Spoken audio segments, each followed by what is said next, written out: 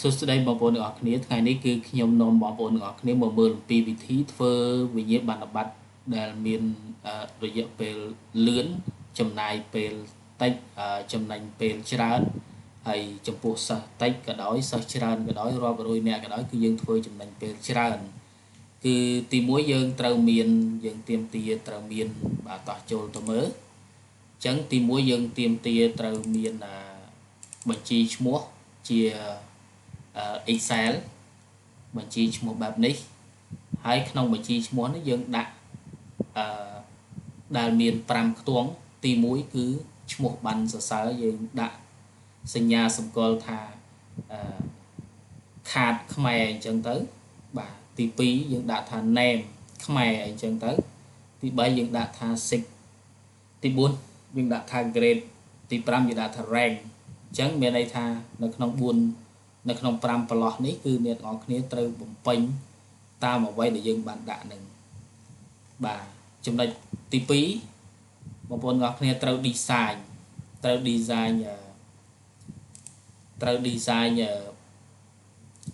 បាននឹងនៅក្នុង Photoshop ហើយយក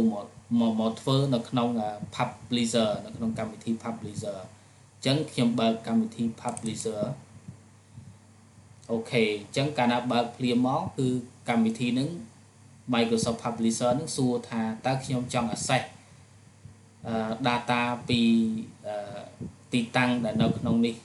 ដែលខ្ញុំបានដាក់ជាមួយនឹង folder នេះដែរឬទេអញ្ចឹងបើចង់ access យើងចុចយក yes មកព្រោះកាលណាតារាងបញ្ជីឈ្មោះសិស្សនៅក្នុង Excel គឺយើងធ្វើនៅក្នុងនឹងតែម្ដងបាទអញ្ចឹងយើងយក yes មក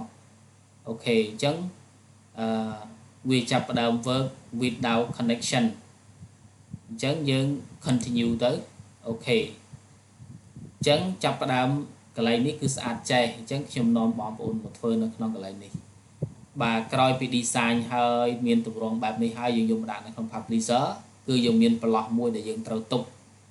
ប្រឡោះនេះគឺយើងអាចទុកបានពីកន្លែងនេះតារាងនេះបងប្អូនបាទចង់ទុកវានេះdraw text box នេះយើងយកមក draw លើនឹងកើតហើយអញ្ចឹងបានយកប្រអប់បែបហ្នឹងបាទអូខេអញ្ចឹងយើងមិនបាច់ខ្វល់ទេអាកន្លែងហ្នឹងគឺយើងអាច design បានយ៉ាងងាយស្រួលអូខេអញ្ចឹងអ្នកទាំងអស់គ្នាមើលនៅក្នុងប្រឡោះនេះគឺជាប្រឡោះដែលយើងត្រូវដាក់ប័ណ្ណបាទអូខេអញ្ចឹងខ្ញុំចង់ពង្រីកឲ្យអ្នកទាំងអស់គ្នាមើលបន្តិចបាទអូខេអញ្ចឹងអ្នកទាំងអស់គ្នាមើលនេះគឺជាប្រឡោះដែលយើងត្រូវដាក់ឈ្មោះប័ណ្ណហើយមកក្រោមទៀតមកនេះគឺជាប្រឡោះចន្លោះដែលយើងត្រូវដាក់ឈ្មោះសិស្សហើយនេះគឺជាកន្លែងចន្លោះដែលយើងត្រូវដាក់ភេទហើយនេះគឺជាចន្លោះដែលយើងត្រូវដាក់ឋានៈទីរបស់គាត់ហើយនេះជាចន្លោះដែលយើងត្រូវដាក់ចំណាត់ថ្នាក់អូខេអញ្ចឹងមុនដំបូងយើងចូលមកក្នុងប្រឡោះនេះមកដើម្បីយើង merge បញ្ចូលទិន្នន័យអញ្ចឹងចូលមកកាន់ mail link បាទអូខេអញ្ចឹងដោយសារតែខ្ញុំជ្រើសរើសពីដំបូងមកគឺមានន័យថាវាអត់បាន mail link ឲ្យអញ្ចឹងខ្ញុំ stop video នឹងសិនខ្ញុំទៅ mail ម្ដងទៀតបាទអូខេបងប្អូនអញ្ចឹងយើងមកបើកម្ដងទៀតដើម្បីយើង mail បានយើងបើកម្ដងទៀតមកអូខេអញ្ចឹងនឹងសួរយើងបែបនេះហើយយើងចុចយកតារាងរបស់យើងដែលមាននៅក្នុងនឹងមកបន្ទាប់មកយើងយក yes ហើយគេសួរនៅក្នុងកន្លែងនេះ try to connect try to reconnect to the data source បាទមានន័យថាគេចង់សួរយើងថាតើព្យាយាមភ្ជាប់ប្រភពទិន្នន័យដែលយើងបានដាក់នៅក្នុងនឹងដែរទេអញ្ចឹងយើងចុចយកនឹងមក tick មកហើយយើងយក continue បាទអូខេអញ្ចឹងវាឲ្យយើងទៅរើសម្ដងទៀតអញ្ចឹងយើងចុចយក folder ណាដែលយើងបានផ្ទុកមិញអូខេអញ្ចឹង folder នេះអញ្ចឹងនេះយើងឃើញតារាងហើយអញ្ចឹងយើងចុចមករួច open មកបាទអូខេអញ្ចឹងយើងចុច yes ម្ដងទៀតមកបាទអូខេនៅពេលនេះគឺយើងជាប់ហើយបាទអញ្ចឹងយើងមើលក្នុងតារាងដែលមាននេះគឺមានតែកន្លែងប្រឡោះនេះយើងត្រូវដាក់ឈ្មោះសិស្សបងប្អូនបាទកន្លែងសុំទោសបាទត្រូវដាក់ឈ្មោះប័ណ្ណអញ្ចឹងយើងមកចុចកន្លែង mail មកបាទអញ្ចឹងយើង mail បញ្ចូលអូខេមើលក្នុងកន្លែងហ្នឹង mail link អញ្ចឹងយើង insert insert merge field អញ្ចឹងយើងក្នុងកន្លែងនេះយើងមានខាតខ្មែរបញ្ចូលមកអូខេបន្តទៀតគឺយើងមើលឈ្មោះបាទអញ្ចឹងយើងបញ្ចូលមកបាទអូខេអញ្ចឹងបញ្ចូលអញ្ចឹងហើយយើងសេរីឈ្មោះហ្នឹងឲ្យទៅជាយក font វាមកដូរ font វាឲ្យស្អាតបន្តិចមកអូខេយ៉ាកន្លែងហ្នឹងមកហើយយើងយកទំហំ size font របស់យើងយក12បានហើយ page សំទោសបើភ្លេចដាក់យើងពណ៌ចាក់ពណ៌បន្តិចមកអូខេកន្លែងហ្នឹងបាទរួចហើយ page យើងមកយកមកនេះដូចគ្នាបាទ page ជាខ្មែរហ្នឹងរួចហើយយើងចាក់ពណ៌ដូចគ្នា yes ហើយយើងយក font បាទខ្មែរមូលថ្នាក់ទីអញ្ចឹងយើងមកមើលដូចគ្នាមកអូខេ great បាទហើយយើង select ចាក់ពណ៌មកអូខេអញ្ចឹងចាក់ពណ៌ក្រហមហើយយើងរើស font មកដើម្បីឲ្យវាមើលទៅ font វាស្អាតអូខេបន្តមកទៀតយើងយកចំណាត់ថ្នាក់អញ្ចឹងយើងមកយកចំណាត់ថ្នាក់កន្លែងហ្នឹង rank ហើយយើង select មកហើយយើងដូរ font មុនក៏បានដែរដូរ font មកអូខេអញ្ចឹង font មូលនេះអញ្ចឹងបន្តមកទៀតគឺយើងដូរអីដូរពណ៌អូខេអញ្ចឹងយើងដូរពណ៌មើលពណ៌នៅតែពណ៌ខៀវនៅឡើយឯងអញ្ចឹងយើងដូរពណ៌ឲ្យមកអូខេដូរ color ដឹងយើងបានប៉ុណ្ណឹងហើយបងប្អូន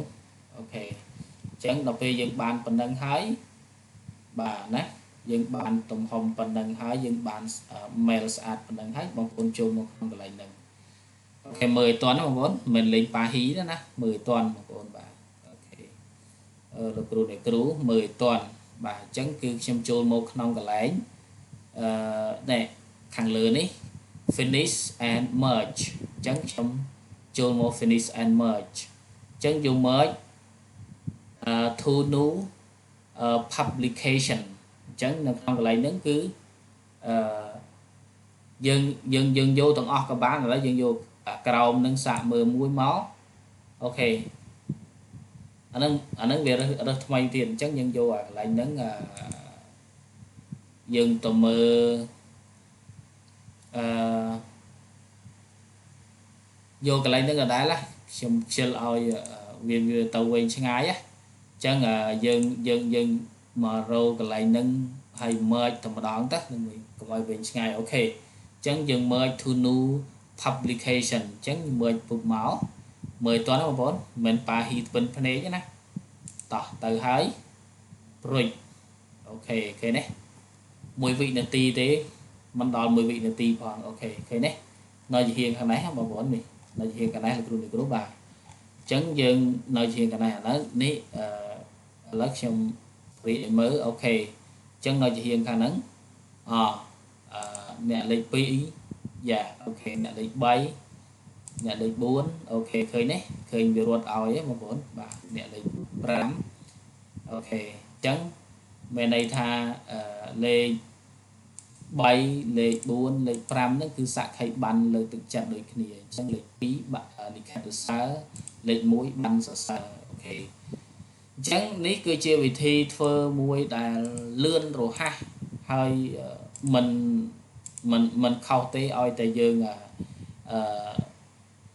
បានបញ្ជីឈ្មោះដែលមានឈ្មោះត្រឹមត្រូវគឺយើងធ្វើមិនខុសទេបាទមិនខុសទេមិនបាច់កែ edit អីច្រើនទេបាទអញ្ចឹងគឺយើងបានបញ្ជីឈ្មោះយើងបានសរសើរយ៉ាងស្អាតមួយអញ្ចឹងទៅយើងអាចយកទៅ print បានអូខេយើង print ចេញបានណាអូខេអញ្ចឹងយើងចង់ print ចេញយើង print ចេញ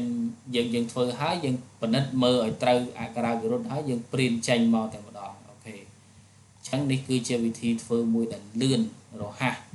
ហើយចំណេញពេលវេលាច្រើនបងប្អូនបាទចំណេញពេលវេលាច្រើនណាកាលណាយើងធ្វើអញ្ចឹងគឺយើងចំណេញពេលវេលាច្រើនអញ្ចឹងគឺវីដេអូនេះមានតែប៉ុណ្្នឹងទេសម្រាប់បងប្អូនដែលឆ្ងល់អីគឺអាចតាក់ទងសួរបន្ថែមបានបាទអញ្ចឹងអរគុណច្រើនជួបគ្នានៅវីដេអូក្រោយ